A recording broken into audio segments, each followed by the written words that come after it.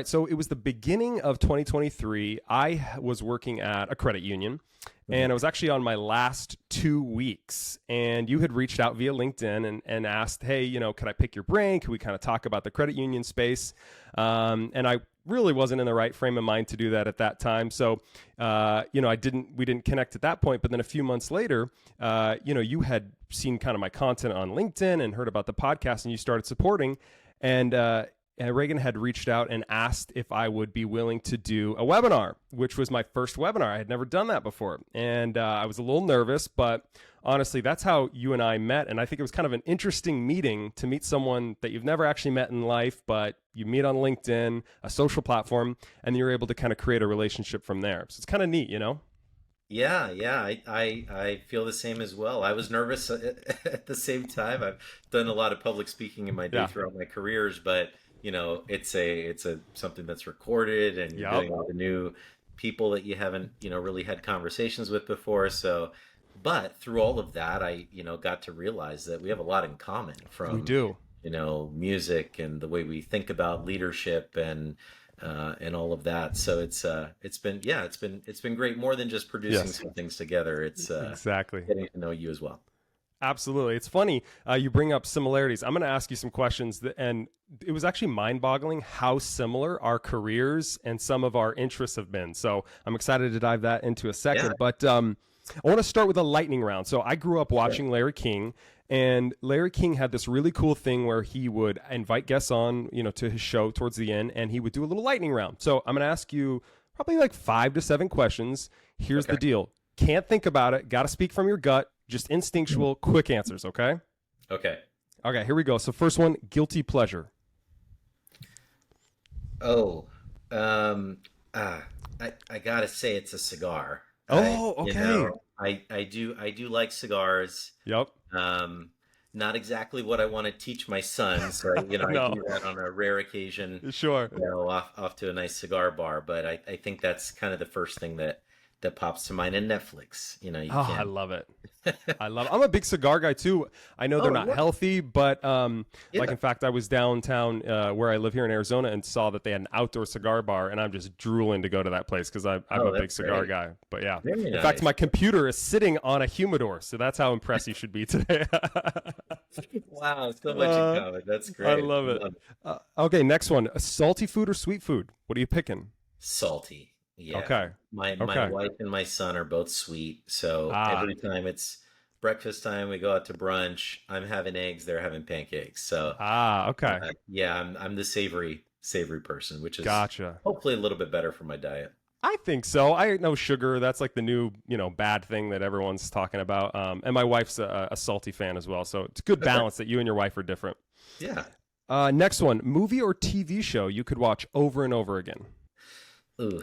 Um, one that I do watch over and Yeah. over again is actually Social Network. Oh, great It's movie. it's the you like that too? Love that Um, movie. Yeah, I blend my business and personal life maybe a little bit too much, and Hmm. I think just being able to put that on and kind of see the journey of someone else's, um, see someone else's journey in building a business is pretty interesting. So yeah, I put it on the Love that background. movie. So I can probably, quote every line in the Oh, movie yeah. and know exactly what's happening next, but it's something that I can definitely watch every day. Love that movie. And I think it's Aaron Sorkin who directs it. And Mhm. the way he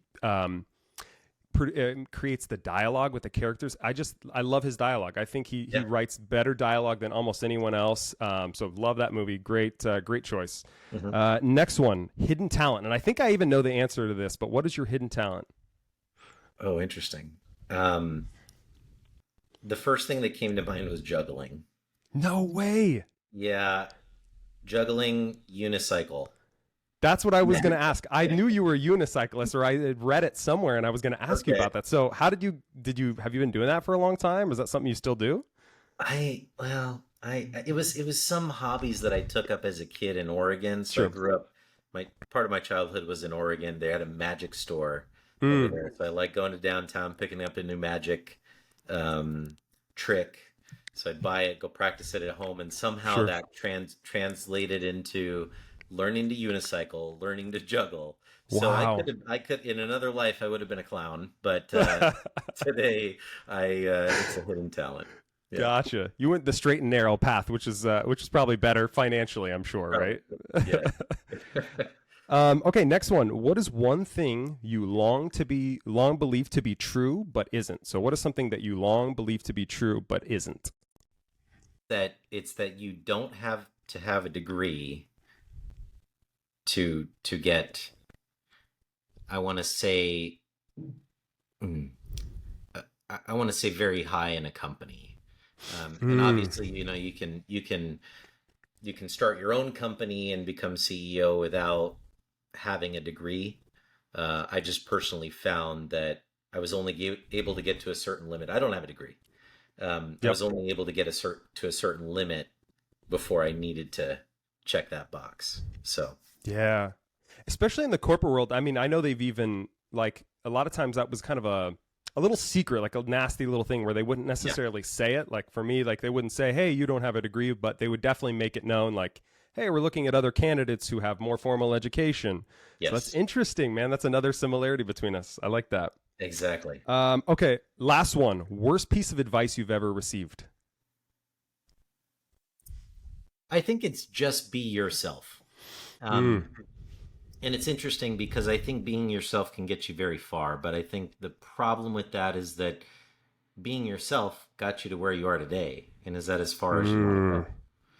So I think it's, be human, be Yep. who you are, but also take into account that you have some faults and there's some opportunities to improve. So just being a little bit more methodical about, setting yourself up for success. I like that. Instead of being complacent and saying, "Hey, I'm just going to be who I am and not Yeah, work on my weaknesses," knowing that, hey, you can work on your weaknesses, but also still be who you are at the same time. I love that. correct. Yeah, Yeah. that's great. Mhm. Okay, cool. Thanks for answering those. What I want to do now is I want to transition. I want to talk a little bit about career, leadership, and entrepreneurship. And as I was doing some prep for the episode, I dove into your LinkedIn, your professional background, and noticed you had a really interesting journey. In fact, you've done what a lot of people haven't done, which is you've started businesses, but you've also worked in the corporate world, and you've been able to find success in both. So, really, what I want to do is ask you a couple of questions about your career, get a better understanding of that, talk a little bit about your leadership style, because that's a huge passion of mine. And then entrepreneurship. I want to talk a little bit about that because I kind of started that journey recently. I know you've been doing that for a long time and kind of want to glean some insights from you on that. How's that sound? Sounds great. All Let's right. go for it. So, career. So, I want to start with career. So, you spent a big chunk of your career working for a major bank like myself. What was that like? Did you enjoy your time working for a major bank? Do you look back on it with any kind of regrets? I'm curious your thoughts on working for a major bank. I definitely don't have any regrets. I enjoyed the time. I think there was a lot of things that I learned, certainly, a lot of opportunities that I had along the way. Um, and it led me to where I am today, and I couldn't be more happy about that. One thing that I liked was that I was able to take my learnings from entrepreneurship and apply that in the bank. So there's a lot of positions that you can have, or a lot of different roles in the bank that allow you to effectively operate your own business inside the four walls of their organization. And but at the same time, they'll take the administrative Yep. responsibilities and the compliance responsibilities, and you could focus on what I did best at the time, which was growing a business. Hmm. Um, so that was great. Obviously, there's only so much upside to that because you can't grow a multi-million or billion-dollar organization inside of JP Morgan Chase, but Yep. it was certainly rewarding. Taught me a whole lot, along the way from being a producer and also being a leader with the company. For sure. Now, how did you originally get connected with JP Morgan? I know before you had some businesses that you had started before that, and it looked like you kind of made a total shift into the finance industry. So, how did you initially get hooked up with JP? Yeah, it was maybe a little bit of happenstance. Mm, So I had just closed down a company, and in Arizona, in fact, and happy Nice. to get into that. But it was this point in time where I had learned a whole lot about sales, a whole lot about operations and finance, Hmm. overseeing the finance at the company, and went through this really volatile time. It was 2008 when we had the company, Ooh, tough and time. tough time. And so shut down the company, was looking for some stability. Um, so stability, but then also an opportunity to apply what I've learned. Mm. So my aunt at the time, she was a banker at Chase in Oregon, and she said, "Why don't you go have a meeting with them?" And obviously that turned out quite well. Started as a Sure. licensed banker there, and then beyond. But that's how we initially got connected. Oh, interesting. So you were kind of like me. It's not like you grew up with a big passion to work in the finance industry, knew you were going to be, working at a major bank, but you kind of just knew someone who worked there and kind of got connected that way. It sounds like.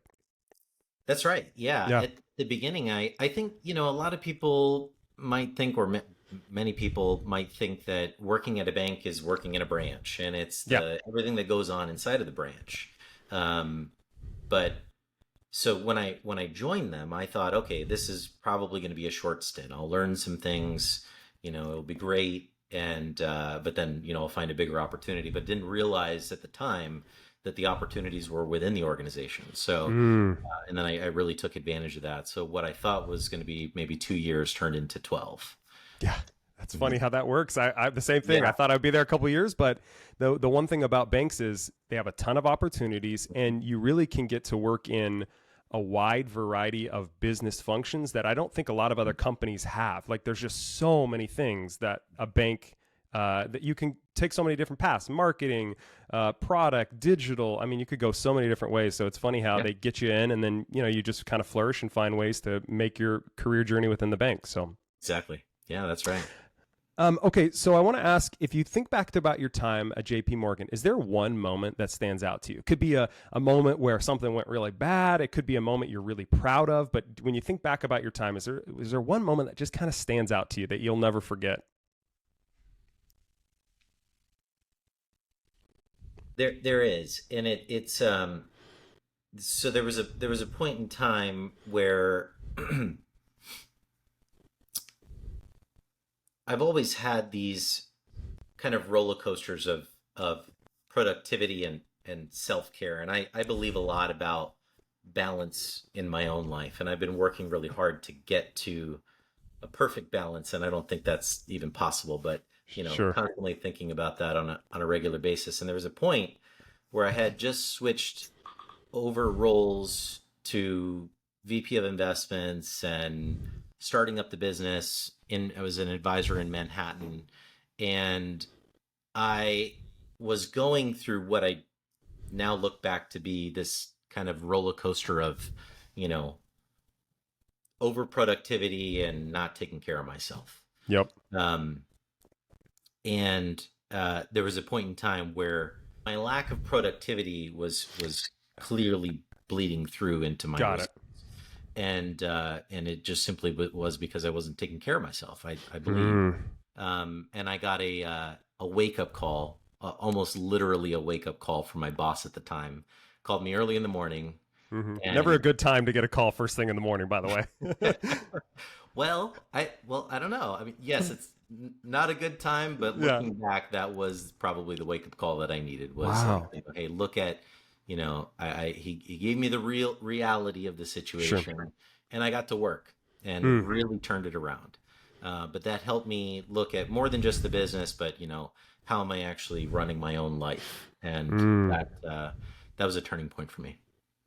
That's big, man. Because a lot of times people go through those kind of things, but they don't use that opportunity to make a change. They just let it pass them by, or they'll make excuses and say, "Hey, it's not me. It's everybody else around me. Everyone else is the problem. There's nothing I could do better." So, kudos to Right. you, man, for taking that and saying, "You know what? Maybe there's some things I need to work on because that's not hard. That's not easy to do, I should say."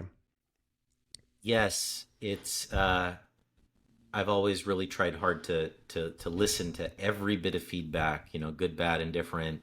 But also, what I learned from coming out of that was that, okay, there's going to be a point in time where I'm not going to have this wake up call. Yeah. You're not always going to have the leader above you that's going to call you. So you need to be conscious of that. Whether you're a leader today and, your current leader above you is maybe not as proactive as keeping up with your personal life and, helping you get through those struggles, or whether you're an owner of the company and you don't have that person that's, able to give you that sort of feedback. Just knowing that you need to constantly self-reflect and figure out where you are and where you can improve. I so agree, man. Self-awareness, I think, is such a underrated skill that people have. Self-awareness to know, hey, where am I not doing well? Where could I do better? And like you said, you're not always going to have a good leader to kind of call in and check on you. So speaking of leaders, I wanted to ask you a little bit about leadership. So obviously, the name of my podcast is The Introvert Leader. So leadership is something that's super important to me. I think that's a big passion of mine. And obviously you were a leader at your company at JP Morgan, and you've been a leader at multiple startups that you've had. So question for you, did you always have a passion for leadership? Like for me, I didn't. I never had a passion for leadership growing up. So I'm curious, did you always have a passion for leadership, or kind of what led you to that? Was it just because you were so good as an individual contributor? It was a natural progression? Maybe talk me through that. I would, if I can disconnect leadership from like a role in the company and thinking about leadership and, kind of how I operate, I've realized over time, and it took me a long time to realize that I am just, a natural leader. And, when it comes to, groups of friends, or whether it comes to different projects, nonprofits that I've worked at, I've typically taken the role of, guiding the thoughts and processes in that. But I honestly, I fumbled into it because my first real job really was my own company, and it grew very quickly. And we ended up having, I want to say 35 people, maybe 32, 35 people, between cold callers, inside, outside sales, admins, technicians. That was a company in Arizona, and I could have been a lot better.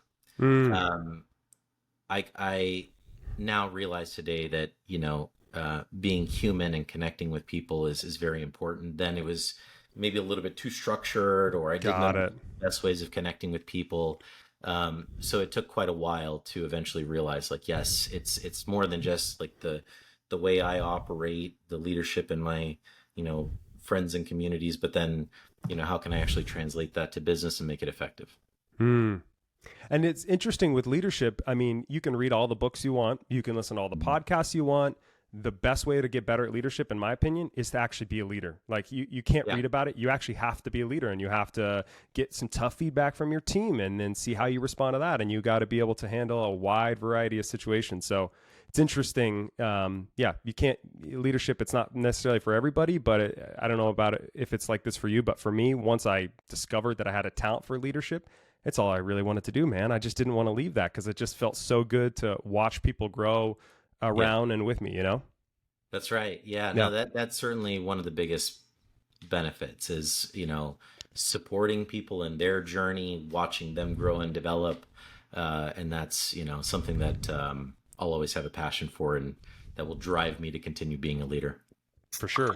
Now, speaking of leadership, you're obviously the CEO of Nudge Solutions, which we'll talk more about in a moment. But I want to ask you, what's one thing or something that most people misunderstand about being a CEO? I've never been a CEO. I'm sure we have listeners that have thought one day, hey, I want to be a CEO. So tell us, what's like one thing that people misunderstand about being in that role? Misunderstand. So there's, I think, I think probably one of the biggest things that I've, I guess, realized is that it's more than just, driving the business, but it is about learning, from your whole team. I think it's less about making decisions. Obviously as a CEO, you have to wear a lot of hats, and you have to, make the final decision. But it's about taking the best ideas from people that are talented on your team, Mm. Just like you said before, getting tough feedback. And, that's a big part of it, I think. Yep. Um, and, I've been CEOs of smaller organizations and, Yep. and startups, certainly not at large global organizations. And there's a difference there. But I think probably the the biggest thing that I see between some CEOs and the way that I believe that things should operate is that are you actually taking that feedback and those best people on your team, are you using their ideas to drive the business, Mm. or are you kind of making your own decisions and running with that? So I one love idea. that. I love that. And it kind of goes back to leadership too, where good leaders are the ones where they're not generating all the ideas. In fact, I never claim to have the good ideas, but if you're a good leader, I think you're good at orchestrating the best ideas. You're good Right. at pulling the best ideas out of people. I read a book recently called Multipliers, and they talk about being good leaders or multipliers, where they increase the intelligence of the people around them. So I feel like what you're saying is spot on. I've seen leaders and CEOs do this where they think they have the best ideas, everyone else is dumber than them, and that everyone just needs to listen to them blindly. And I don't know about you, but I don't think that kind of leadership or CEO style works, I totally agree. And you really have to, sometimes you have to do a lot to get Yeah. that great idea. Some people on your team, you really have to relate to them to get them comfortable with giving them the idea. Yep. Sometimes I'll come up with a dumb idea, and I love coming up with dumb ideas because then it gets me to, really put myself in Yeah. perspective. But then I have to think about, the way that people are actually giving me feedback on that, based on every single person on my team is going to give me a different type of feedback, some direct, some indirect. Yep. And you really got to read through all of that. So, being able to filter through all of that, build relationships with people on your team, and then orchestrate the ideas, that way you come up with one really good idea and drive the business off of that. Typically the way that I find that, gets the company moving forward better. Couldn't agree more. Now, speaking of the company, you have been an entrepreneur for a long time, man. And I'm always very curious how people get into entrepreneurship. So, sometimes people, their parents are an entrepreneur, right? Their parents have a business. So that's an easy kind of transition. I'm going to start a business. But then there's folks like me who I have no one in my family who's ever started a business, but I just thought one day, why not? So I guess I'm curious for you. How did you initially get interested in entrepreneurship? Did you just fall into it? Did you have somebody who was doing it? Tell me about that if you could. The parent thing. Yeah. Ah, okay. Yeah. So it was my dad. Yeah. Yeah. He's, they're originally from Scandinavia, family of farmers. So, as they made their way to the United States, my dad realized that he had to hustle his way out of very humble means. So he taught me very early on the benefits of, finding ideas and learning how to capitalize on that. So as little as 5 years old, my dad taught me how to clip mistletoe from the trees in Oregon. And then I would bring it back home, and my mom and I would bag them up into little plastic bags with red ribbons, and I would go sell it around the neighborhood with I during love Christmas that. time. Franchise lemonade stands, Yep. turning into a whole bunch of different dent repair business, parking Wow. enforcement business, salons, beauty salons. So, it was just a number of different things that kind of, compiled. And then I realized, like, okay, those are boring businesses, which is wrong with that. No, Hey, yeah. love to own a chain of laundromats, but Yep. I realized that there's opportunities so the other parent is the wellness piece. My mom was born and raised in India, so she taught me to, give the shirt off your back. Yep. So then I looked for a way that I can help people, but then also, generate an ROI from that, essentially. Oh, I love that. And you talk about wellness, which I think is actually kind of a perfect transition to talk a little bit about Nudge. So I know in 2022, you and your team founded Nudge Solutions, and it's a company, for those of you guys who don't know, who's focused on helping folks navigate their finances with data-based advice and insights. Would you say that's a fair way to characterize the company? That's right. Yeah. Nice. Practice that You're 3 hired. times this morning to make sure I said it right. So I'm feeling good about that. Oh, so I know you have obviously a passion for financial literacy and financial wellness. It sounds like maybe your mom was a big influence. I actually heard you during a recent interview talk about the countries of Sweden, Norway, and Denmark. I guess my first question is, what can we learn from countries like that about financial wellness and literacy? Like, what are they doing right that maybe in the US we're not? I think the main takeaway that I have from that is that they start early. It's a culture thing, is that you learn about finances very early on. It starts at elementary school, and in the Wow. United States it doesn't really start until high school, and then even at that it's one class or half a class. Wow. Often. Wow. And there's just not enough broadly. I love the fact that there's a lot of technologies, and even the school system is championing it. I hope it moves quicker. But I think the message there is that it just starting early, making it ingrained in the way that you operate as a child, is very important. Something that we're working on as well. I mean, that makes sense. So I guess I want to talk a little bit about the inception or the creation of the company. So like, obviously you've had a passion for financial wellness. We talked about those other countries that are doing it well. So maybe you can tell me, like, what is the main problem that Nudge is trying to solve? And maybe you could tell us a little bit about how the company started. I'd love to hear a little bit about that. So for quite a while, I've had the realization that there's a lot of best practices out there that are used to guide people to improve their financial well-being. And you look at the way that some of the most sophisticated financial advisors operate, and they're helping their customers being the most optimized, think about their financial behaviors, do a full thorough plan for them. But then you look at the concentration of that advice, and it's on the high end of the wealth spectrum. So our mission is to provide premium financial guidance to the remaining 99%. While that's a big audacious goal, we're really breaking it down into small chunks and bite-sized pieces and technologies and tools to deliver that guidance at scale through credit unions. So for quite a while, I've had the idea that there's this opportunity. It took me a while to realize, what's the way that you actually deliver that. And in 2022, I had a family change, and my dad went through some serious health issues. So that was an opportunity for me to leave the company. Very tough decision. Yeah. But there was also an opportunity for me to think, how can I actually capitalize on this idea, help more people, drive ROI, and then it took us, about a year to find credit unions.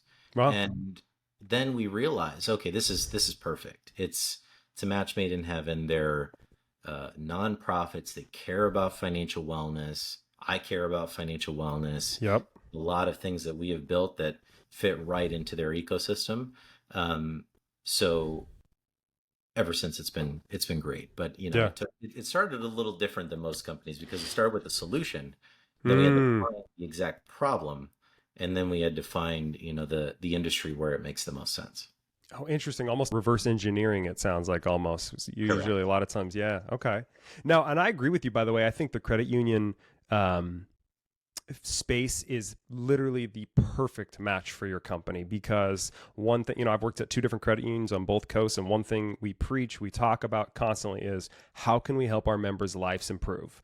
Now, I worked at a major bank, and I hate to say this, and I won't say the name of that bank, but we at that bank, we would talk about caring about the customers, but many times the actions, the products, the services that we'd recommend were not in the members or the client's best interests.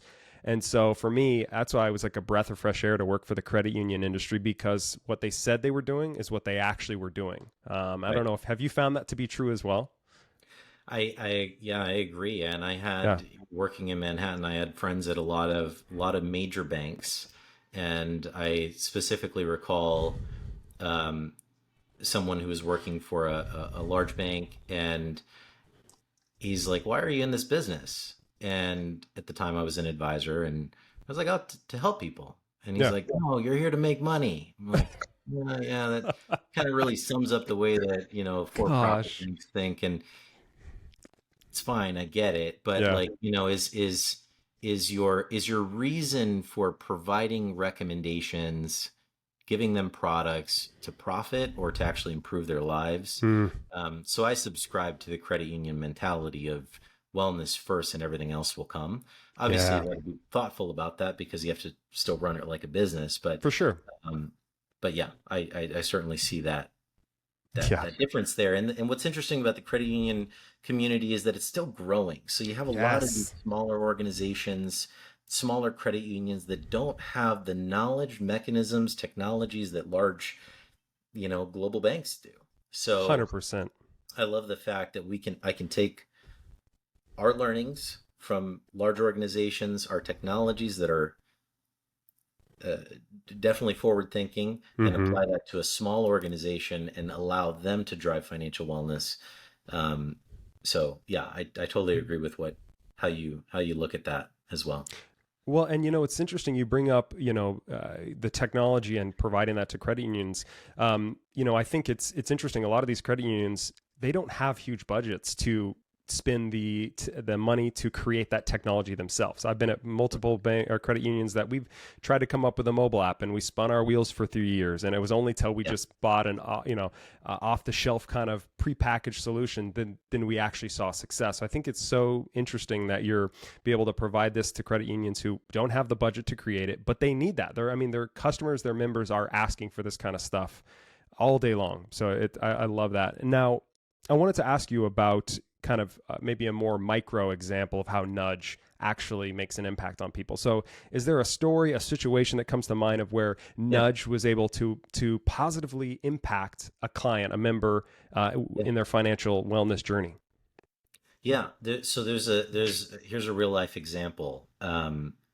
There we have a user on Nudge that had aspirations of buying a home and didn't know if he could buy the home. Mm, Home prices came up, interest rates came up.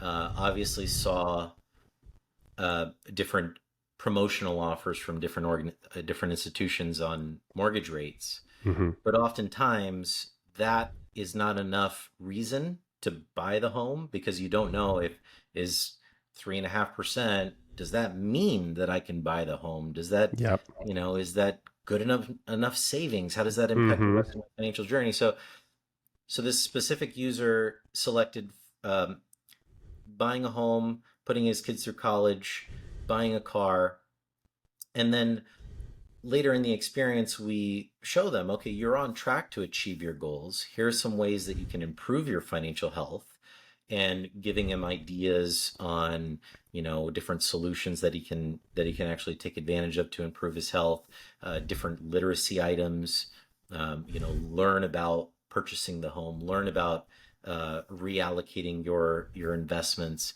So we provide them all that insights, and then later on, we actually send them the message. Okay, it's time that you can buy that home. Wow. So we really put all of that in perspective. Mm, First of all, are you on track to achieve your goals? If you're not, then what are those things that you need to do to improve that? And then, when the time comes, if your top priority is buying the home, let's put you in that home. And mm. here's the solution that you can use to get that, whether it's the mortgage from your credit union or other things. That's powerful, man. And honestly, people need this kind of stuff. Like you said, it's not taught in schools, and I think one thing I look back at really fondly about my time working in the financial industry, and I'm sure you would agree with this, is that we were lucky that we got a financial wellness literacy education for free just by working in Yes. that industry. Like, I will never take that for granted. And for that reason, a lot of times I do recommend people work in the finance industry because what I learned has saved me thousands of dollars. It has helped my credit score. It's helped me buy homes, and it's powerful. I love that story. Thanks for sharing, man. Yeah, I totally agree. It's the same for me as well. I mean, coming from, two immigrant families. I mean, they as they westernized, they hustled and built Hmm. careers and businesses, but financial education was not a part of that. So No, we had to. I learned in the bank, and constantly working on it every day. What are ways that we can optimize, and then I take those learnings and apply it to our users with Nudge. mm, I love that. Now, I was listening to you during a recent interview when you were asked about your favorite aspect of your platform, and you talked about how your favorite part was goal setting. Now, this interview was maybe 6 months ago. Would you say that's still your favorite part of the platform, or has that changed recently? It's definitely my favorite part. See, Yeah. but the thing is that it's not everyone's favorite part. Mm, I think when it's an eye-opening experience to then select your goals and think about them, and then we actually have our users organize them. So what are the top priorities, your lowest priorities, which is sometimes a little bit of a difficult task to say. I put retirement before my kids' education, but mm, I think of it as a pretty strong experience to think through those things. for sure. Um, but it also aligns with planning, like financial planning, and not a lot of Yep. people like that. It's a very boring topic, to be honest. So It can be, yeah. I'm a financial planning nerd. Like I Yeah. spent, years on that, but part of this journey for us is, how can we take those frameworks and make it digestible? Mm, So I love the goal planning process. I've experienced countless powerful engagements with my customers as an advisor based on goals, and really envisioning, what's the most you can make of your wealth. How can we optimize today to get you to achieve those goals, and then maybe add on more goals mm, once you're in a better place. Um, so I love that. But obviously, part of our value that we add to credit unions and to the end users is that, okay, we're going to customize the experience to you. It's sure. not, if goals is, you have your goals, whether you do or not, we're going to provide you value in the way that's most relatable to you. I love that. So I have two more questions about Nudge, and then we'll move on to something else. My next question was when you think about the future of Nudge, what gets you Yeah. most excited? Hmm. Well, there's so many possibilities. I mean, and going back to Money 2020, we came up with our CMO Adam came up with the concept of embedded financial wellness, and embedded finance is becoming a bigger topic. And whether it's payments embedded into a website that you visit, but we truly have the ability to be the pioneers of embedded financial wellness. So thinking about using our AI engine in various different places. Hmm. More than just in the credit union environment, we're in conversations with some very large multinational organizations where they can just use our engine and Hmm. provide better guidance Mm, through, say, they're already sending you emails, they're already sending you text messages. Let's make them a little bit more thoughtful and help provide wellness in bite-sized chunks. So that's what I'm excited about is, how can we take these financial wellness frameworks and tools that we've built and deliver more through the credit unions, but also provide an impact on for-profit verticals, such as payments or mm. e-shop, e-commerce, or things like that. I love that. Now, last two questions. One would be, you're obviously a father of two, a recent baby. Congratulations, by the way. Thank you. What does your company's mission mean to you personally?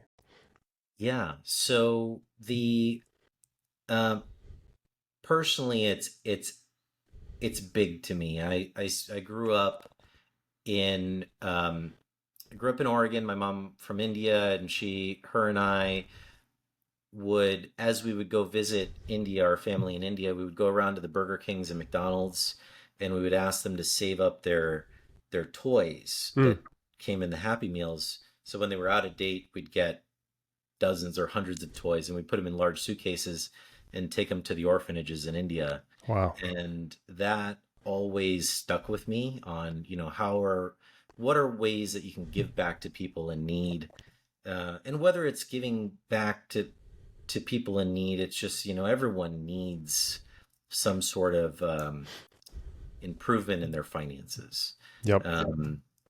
So the best way I know how to help is with finance. Being Yeah. in the industry for 12 years, those are the best practices that I've learned. Mm-hmm. So, I know we can do a lot of good with Nudge. So, and obviously that'll help credit unions be stronger organizations, because then they can connect more products and, drive wellness through employers and other areas as well. So it means a lot to me. And then I constantly focus on, how can you mentioned my kids. So Mm-hmm. how can I help them and learn from them? They're still young. So Yeah. 4-year-old, I'm just now teaching him budgeting, and give him Sure. $3 and $2 Starting them early. one goes to savings. So I'm early in that journey. Yeah. But constantly thinking about what are ways that we can provide that education and advice to more than just the members of credit unions, but also as well. I love it. Now, if I was someone who wanted to get more information on Nudge, where's the best place for me to check out what you guys have going on, or learn more information, or maybe get a demo? Like, how does that work? Yeah. So just simply visit us on nudgemoney.com. And there's various different pages from credit unions, employers, and financial professionals and such. So some information there, different blogs, ways to request a demo or contacting us directly. And if you send us a contact form, I'm very active in that. I want to make sure that folks that engage with us, whether it's our end users, which I still talk to, or people that are interested in using us for their companies, their credit unions, we will make sure that we provide the best service and personalization to you as well. I love it. Good stuff. Okay, let's transition. All right. So I want listeners to get a little better sense about who you are personally. So I actually have a couple of questions for you. You mentioned you grew up in Oregon. Till what age did you live in Oregon? Because I'm a West Coaster as well. Grew up in Washington. I guess I'm curious, did you spend most of your life in Oregon, or was it just a little season? Yeah, I was born in San Diego, moved to Oregon when I was a year old, and then I moved away from there when I was 12. So okay. Childhood there, and then back to San Diego. So I was there in San Diego until I think I was 20 or so. And then I went to Arizona and came back. Yeah, but it was definitely childhood. Yeah. I remember, growing up and, sledding during Christmas time and all of that. So yeah, it was, and a lot of rain. Definitely remember that. I'm sure you do as well. Yeah, the what people say about Seattle and Oregon stands up for folks that are listening. Yeah, it's raining constantly. Like, I'm not jealous of my parents right now who texted me today, just pouring down gray skies. So no, not very fun, but it is beautiful. I will say that. I mean, Oregon is just absolutely gorgeous because you're getting that constant rain. Everything is green. It's like a jungle, Yes, exactly. So you moved to San Diego, which I have to tell you is my all-time favorite vacation spot on the West Coast, and a place I plan to move to eventually. Like, if I could live right on Coronado Island, just count me done. That's the dream one day. Whereabouts in San Diego were you? Like, and what was your experience there? Oh, I loved it. San Diego's great. Best part being the Mexican food. You can't go wrong with that. Yeah. So close to the borders, really authentic, really good. Exactly. So I spent high school there, and created a lot of friends. What I loved about it is that just about all my friends there are Mexican, so I got to learn the culture. I've been learning Spanish for probably 20 years now. Wow. So, I think it's more than just, a beautiful city on the ocean. Hmm. You really do get a lot of culture and good food that comes with that as well. For Uh, sure. it's easy to take for granted though. So Oh, I'll okay. caution you on moving there because Tell me why. you're not going to, well, when you go on vacation, then you're going to Yeah. complain about the 50-degree weather or the, Ah, the got it. 95-degree weather that's too hot. So it's actually been pretty refreshing to live in New York. Mm, Grass is greener on the other side. for That's sure. um, but uh, but yeah, it's even more refreshing to go back to Mm, San Diego and appreciate the nice weather that when I'm there, and appreciate the good Mexican food and all of that. I love that. Now, obviously married, have a couple kids. Did you meet your spouse in San Diego, or where did you guys meet? I actually did. Yeah, my That's my cool. wife is my best friend's brother's sister-in-law. I Twice think. removed on your aunt's side. Yeah, exactly. So we met there, and she moved to New York. I moved a couple years Ah, later, and then we kind of reconnected there, and the rest is history. So, that's no, awesome. Now, did no, she move over there with the goal of you following her, or did that just happen organically later on? well, not with the goal, but Okay. I think that, yeah, it worked out for both of us. I love that. Yeah. Now, is she a stay-at-home mom? Is she working right now? What's her situation? Yeah, so she has been a stay-at-home mom for maybe 7 years. Sure. No, no, I'm sorry. Our kids are not that old. 5 years. Actually 6 years. So she has a degree in film. Oh, wow. So when we moved in together in New York City, she in Astoria, which is not too far from Yeah. you, right? Yeah. Yeah. Yeah. Yeah. So she had the opportunity to really stay at home and work on her films. So she created Wow. some beautiful short films, um, and that kind of led into parenthood and marriage and all of that. So, but she just started working not too long ago, maybe 6 months or so Oh, ago, wow. which is actually good. I mean, we're both working hard. You have Yep. more to talk about when you're That's both so working true. on something. It's kind of interesting. Yeah. You can probably relate to that. Oh, for sure. And I don't know if you're the same way, but if you have a spouse that's working, it makes you better because like she'll Yeah. come home and be like, "Hey, how would you handle this situation?" And then I'll Yeah. tell her, and then I'll learn from her. So I love that you said that. I think that's like an underrated thing about having both people work Yeah. is that more to talk about, but more ways to learn and get better, and just more situations pop up. You know? Exactly. Yeah. Income aside, like just Yeah. being able to collaborate on that level, then it's more than just, work and kids. It's actually, how you compare and contrast, the Mm-hmm. things you guys are working on professionally. So 100%. been great. Okay, I'm going to ask you. This is so random. I was doing some research, and tell me this is not true. Do you have a horse farm? No way, this is real. Because I grew up on a farm with horses, and when I read that, I was like, okay, yeah, man. We had a couple of paints. We had a couple of Arabians. I grew Oh, up riding horses, and yeah, when I saw that, I was like, okay, we even wow. got more in common. So, is this true? Do you have a horse It's farm? true. Yeah, I have a Wow, horse farm in Rochester, New York. We It's always been a passion. The passion is helping animals. got it. Um, I'm a very amateur horse horseback rider, but Yeah, we can tell. just No, I'm just kidding. I'm just kidding. okay. No, I'm just kidding. Yeah, you won't find any videos online of me riding horses because it's not going to be good.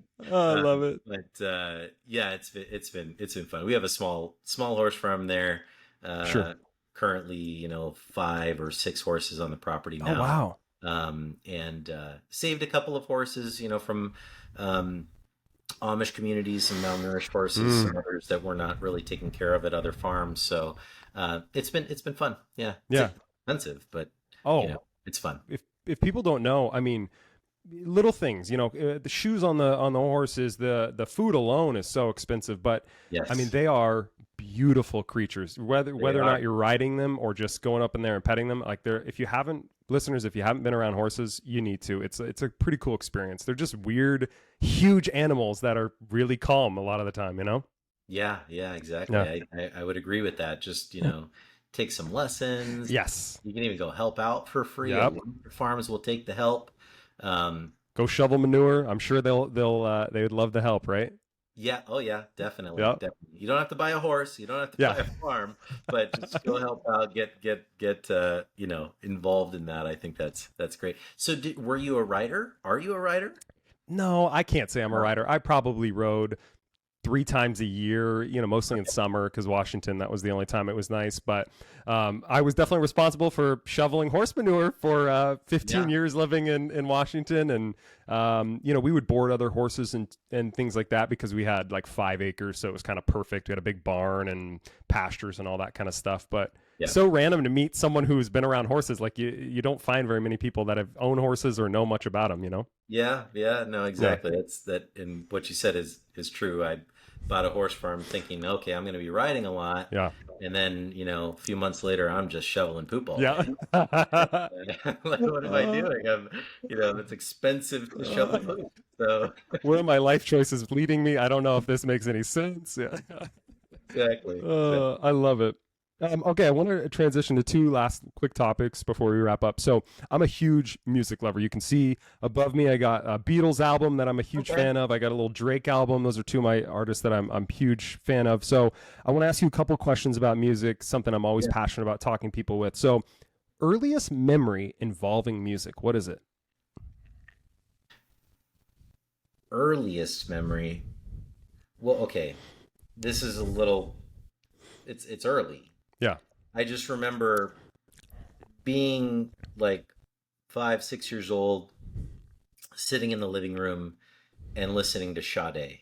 Oh, so good. Yeah, I agree. So good. So that kind of set me on this genre of, I don't know, Sade, Sting. Yeah. Kind of in that world. Yep. So I always appreciate that type of music, which kind of led me into like smooth jazz and other things. That's the earliest memory. I think my best, still kind of early memory, I might have been a teenager, was a concert, Incubus. No way. Yeah. Great band. Yes. I appreciated their music. I was listening to them for quite a while. Going to the concert, wow. Did they put on a great show? Put on a great show. Yeah. Brandon Boyd he said, anyone in the audience, like, just name a song. And someone said, Lean on Me. And he sang the best version of Lean on Me I've ever heard. So wow. I was like, okay, they're real artists. It's not just performing something that they recorded. It's, they're actually real good singers. So that was, they're not just lip syncing, with a mic on stage, right? Exactly. Yeah. That's right. Oh, I love that. I got into Incubus only probably 3 years ago. So I grew up super religious. We didn't listen to anything that wasn't like a Christian artist. And it was only till I was in my 20s that I start kind of hearing all the other music that was out there. But my wife is super into rock and heavy metal and that kind of stuff. And so she's kind of showed me Incubus, and she got me a little into Nirvana. Not that that's really hard rock, but definitely through my wife, I've got a bigger appreciation for some of those artists that I didn't listen to growing up. Speaking of music that we're listening to, what are you listening to these days? What if we were to go into your car, open up Spotify or Apple Music, what are you listening to? Yeah, it's very funny. I can't really say I have a specific genre that I listen to, so I'm listening to a bunch of stuff all the time, and it kind of depends on where I am. If I'm on the farm, I'm listening to country. Yeah, if I'm at the gym, I'm listening to maybe a little EDM. If I'm in a Latin environment, like I spent a lot of time in Orlando, Florida, we'll go to salsa bars or something like that and listening to salsa. My wife's a like semi-professional salsa dancer, by the way. So wow, like she kind of got me into that. And I'm still very amateur. Yeah. As we can all tell. Yeah. Love it. But yeah, it's a little mix of a bunch of stuff. And still some alternatives. So you got Incubus in there. Yep. I'm all over the place. I appreciate almost all things. I music. love that. Now, one thing I'm very curious about, you're busy, right? You're a CEO, you've got a couple young ones at home.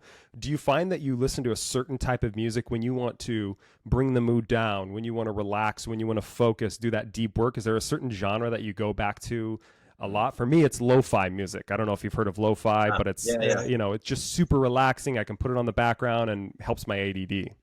yeah, yeah. Definitely heavy metal for Oh, sure. no way. No, I'm kidding. Oh, I was like, that's so weird. No, that would be weird. Yeah. I'll put on like pretty much anything that is peaceful meditation. Just looked at my Ooh, Spotify, so that I like just that. something that I don't really have to listen too much to. It could be classical, it could be, something. I could still work with a like my workout playlist on, Sure. which it can sometimes get a little jarring and Yeah. distracting. But as long as I'm jazz, bossa nova, Oh, that yeah. that can still do the trick. So it I depends love on the jazz. day. Yeah, it depends on the day, the mood, and that's the cool thing about music. I think, obviously, I don't need to advocate for listening to music. I know people listen, but for me, the big thing that I love about music is that I have not found a tool that can better change or alter my mood. That's free and easy to do. I mean, if I want to get pumped up, I'm throwing on some rap, some hard kind of hip hop. If I want to chill out, I might maybe do some lo-fi, or I'll go to peaceful piano on Spotify. So it's good to hear you kind of are doing the same thing. Depending on the mood, the workout, the situation, you'll use the music to kind of get your frame of mind in the right space, Does it keep you focused or does it get you distracted though?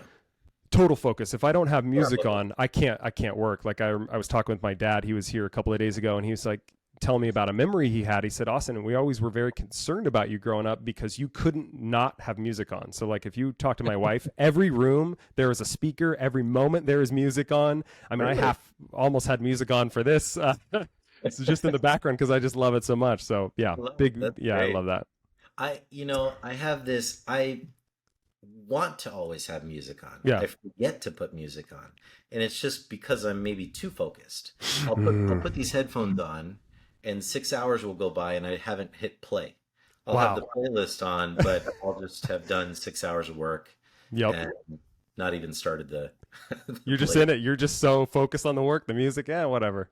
Yeah, yeah. But Oh, I love that. it would be more peaceful, maybe a little bit more That's productive true. if I had music. So.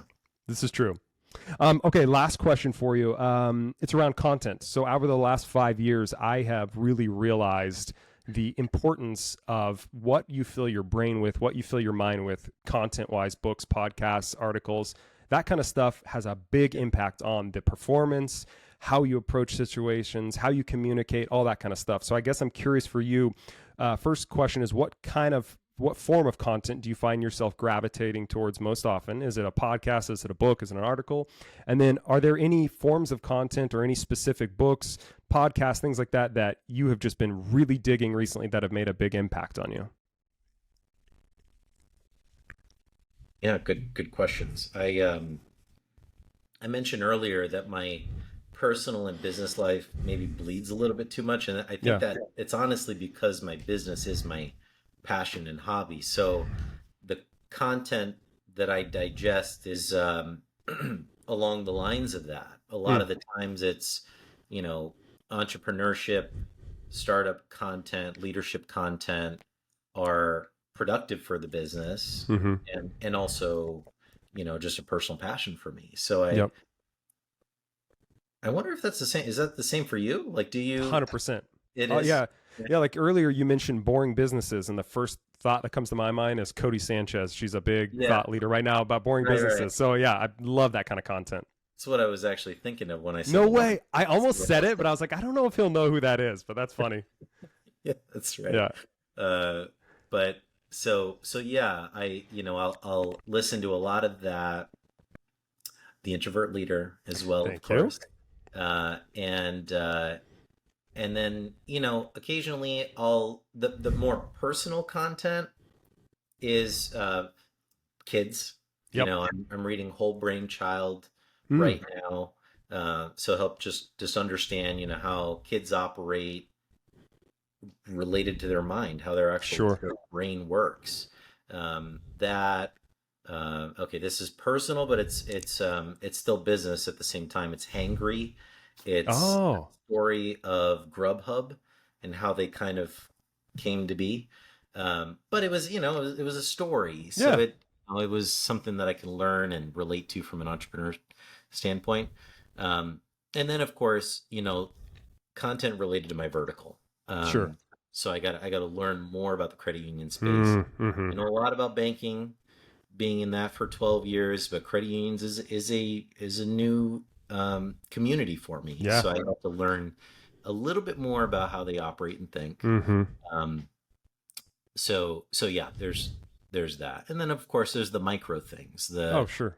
digital banking, and the newest strategies, newest technologies, and things like that. So I try and balance it. Some of it's ad hoc. I'm listening to like 5 different audiobooks on Audible right now, I and love it it. just depends. It's like, I take the dog out in the afternoon, it's Yep. this book. Take the dog out in the morning, it's this book. So, depends I on the love day. that. Depends on the day. It sounds like really you kind of have a wide variety of interests, but you try to find content that aligns with whatever you're kind of going through, whether it's raising kids, whether it's trying to launch this business and get it off the ground, that kind of stuff. So I think that's awesome. Last thing I like to do, I end every episode with a challenge. I like to give listeners something really small, something bite-sized, something that they can try over the next 2 weeks to see a positive impact in their life, maybe to become a better version of themselves. So I want to put you on the spot if I can. What's Yeah, one thing that listeners could do over the next 2 weeks to get a little bit better? get a little bit better. I I would challenge anyone to deeply reflect about your work-life balance. And it is more than just, asking yourself, do you have work-life balance, but looking through your days over the past, week, 2 weeks, and, what were the moments that got you stressed? Mm-hmm. What were the moments that gave you a little anxiety? What were the moments that you didn't, you skipped lunch, or, you didn't really take care of yourself? When was the last time you gone for a walk? Mm-hmm. Um, and, for me, that's been really big, focusing on, how does your day really look? Um, and, how can you arrive at a point where you're really taking care of yourself and being the most productive in the office? Um, I wrote about this recently. This is, something to kind of make that come to life. My son, he, I work from home a lot of the times, Sure. and he gets back from school at 1 p.m. So there's a few hours of overlap where he's wanting to play, and Yep. then also I'm still working. So Yep. he would come in and ask, are you having a fun meeting or boring meeting? And what he meant by that was that for a while he wanted to really understand what was going on inside my office. Sure. And then I showed him, I actually did a financial plan with him on Nudge. And then we had hot chocolate during that meeting. So periodically we'll have hot chocolate and then have a meeting. Sure. So fun meetings mean hot chocolate, and Ah, boring meetings mean no hot chocolate or got it. Got it. my other meetings. So what he was really asking for is, can we have a fun meeting? Can we spend time Ah, together? So it was those are my reminders to mm, focus on family, focus on myself. I can take a break. I can have hot chocolate. I can take a break and spend 5 minutes with my son right now. So, it was very easy in the past to power through that and yep. just, work from 7 in the morning until 8 o'clock at night and ignore all those things. But, now I have to have little reminders to, focus on yourself. So I'd encourage anyone to like really think through, how your past week or 2 weeks has gone. Are there ways that you can optimize that and focus on yourself? I love that. And by the way, for years it seemed like there was this way of thinking about it that your personality, who you are as a person, is your work. That's who you are. That's all that matters. That's what you should focus on. Everything else is just noise. It's good to hear that it seems like there's a shift going on, exactly what you're saying, which is you're not only your work, you're a human being, you're a father, you're a brother, you're whatever you are. And those are the relationships that are going to matter. Our careers are finite. They're going to be over one day, but our bodies and the people around us, those are the things that matter, man. So I think that's a fantastic challenge. Thank you for sharing that. Yeah, absolutely. I totally believe that as well. We have to take care of ourselves, and it will translate into productivity. So if you're worried about productivity, take care of yourself and you'll be productive. So 100%. I love it. And by the way, thank you so much for coming on and doing this. This has been a blast. I learned so much about you. And for listeners, if you want to learn more about Nudge or Reagan, what I would recommend, go to LinkedIn. He's a great writer, loves to talk about his journey, and then go to nudgemoney.com if you want to learn all about all the cool stuff that they are doing at Nudge. Thank you so much for coming on, man. absolutely. Great to hang out with you virtually. Absolutely. And look forward to talking again.